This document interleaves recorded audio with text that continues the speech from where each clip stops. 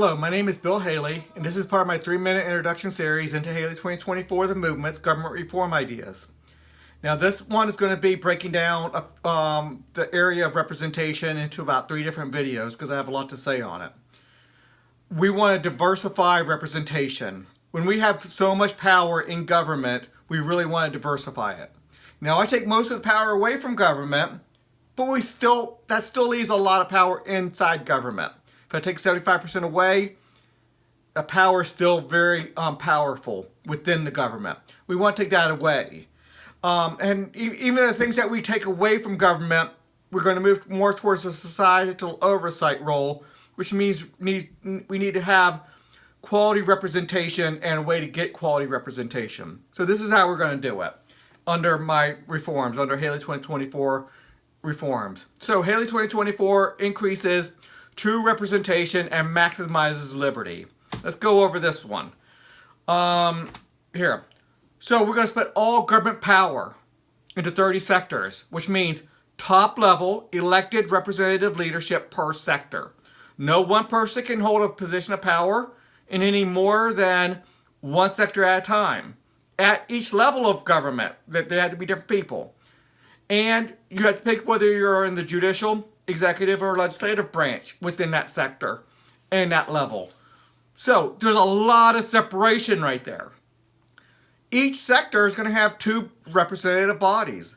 The CRA, competitive regulatory agencies. There are also governing agencies. There are also representative agencies. And then the rating system, which also is a full governmental system. But its main product is to give quality information to the consumers, to the citizens. And they can set rating floors when there's significant negative externalities. It allows so much more to go to competitive regulatory agencies and not be across the board as a representative control. So, we split between federal, state, and local. Then within each sector, we have a dozen CRAs, full governmental units.